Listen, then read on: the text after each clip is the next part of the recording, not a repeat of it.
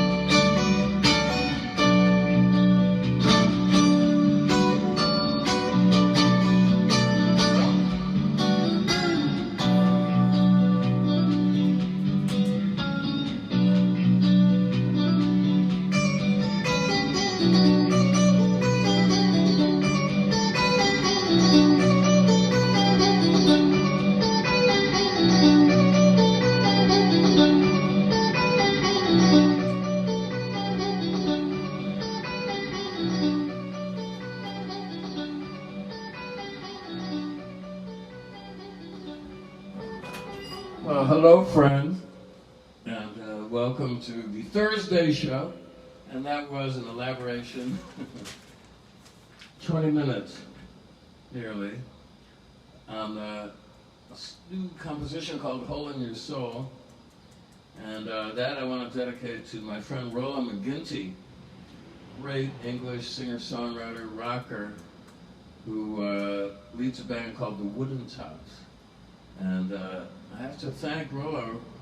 I have thanked him, but I'm going to thank him again, because in the period where I made a transition out of CBS Records as a copywriter, I had a great urge to keep playing once Don Van Vliet, Captain Beefheart, folded his musical tent, as it were.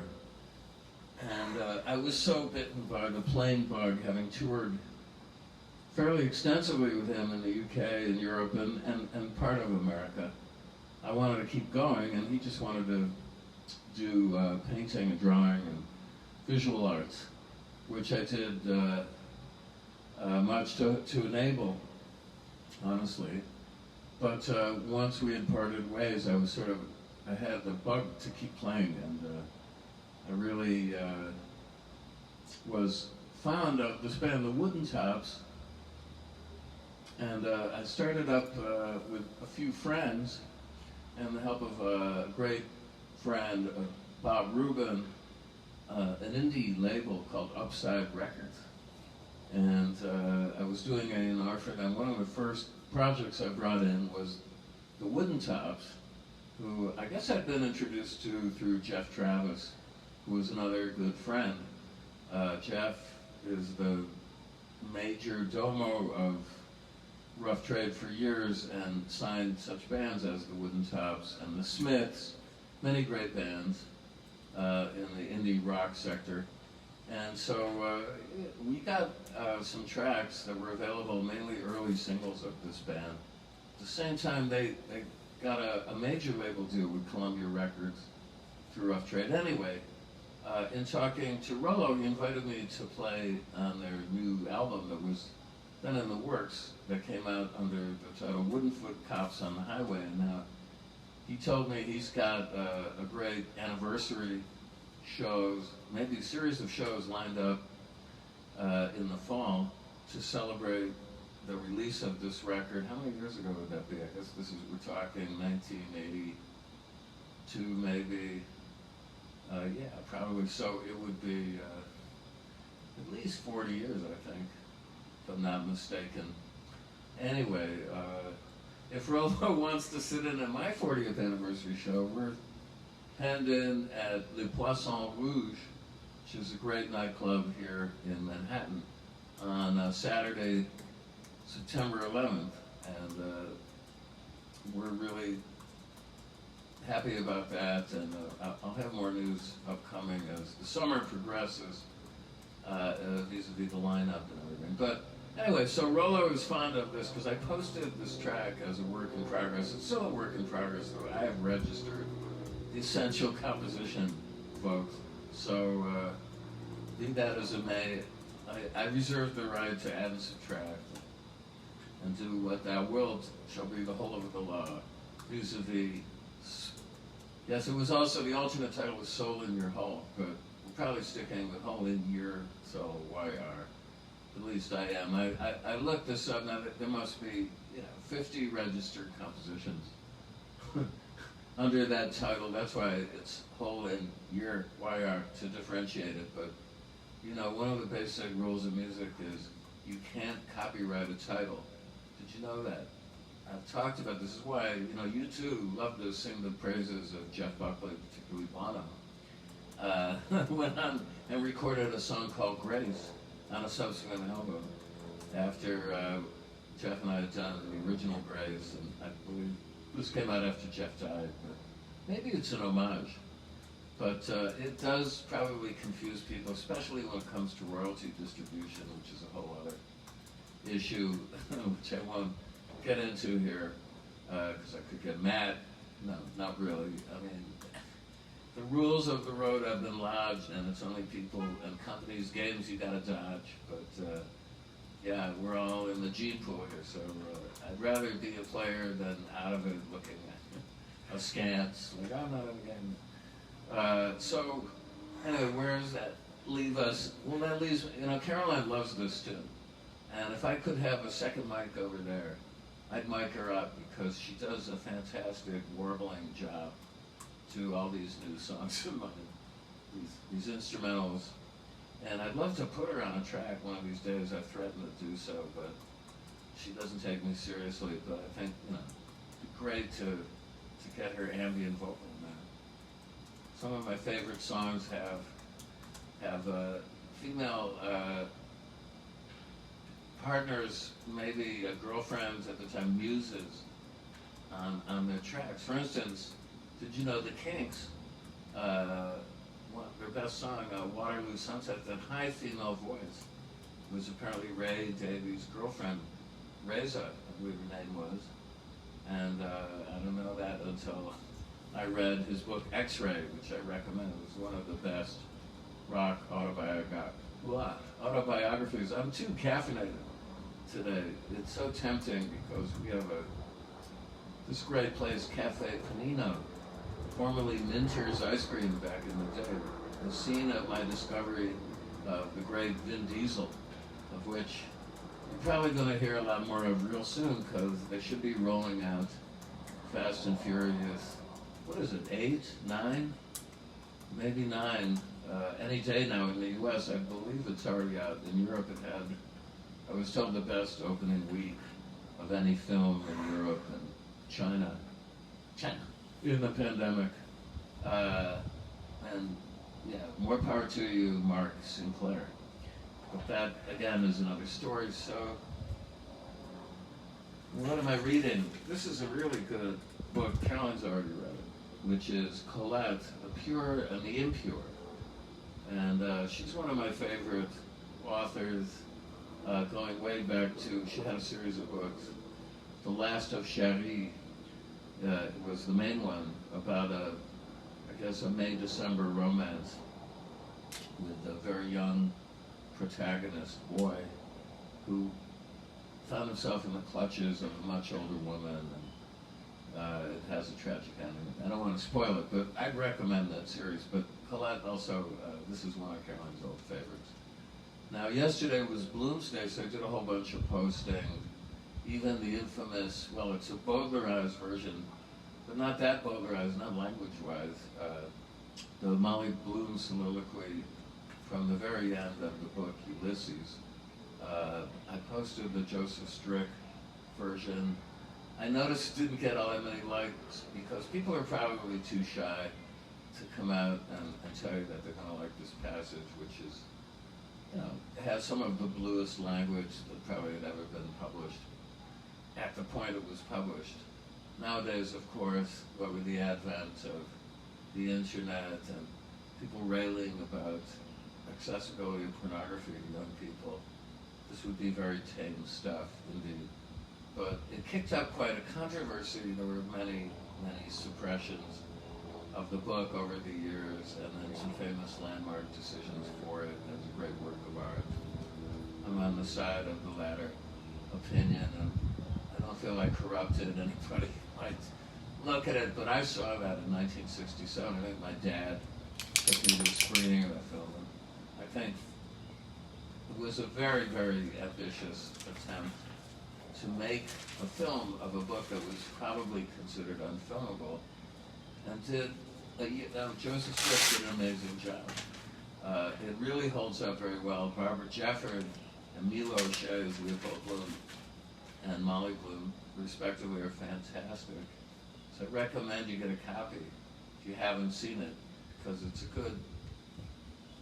good way into the book, which definitely bears multiple readings and rereadings. I love Ulysses, and it still holds up to me as my favorite novel if I have to pick one.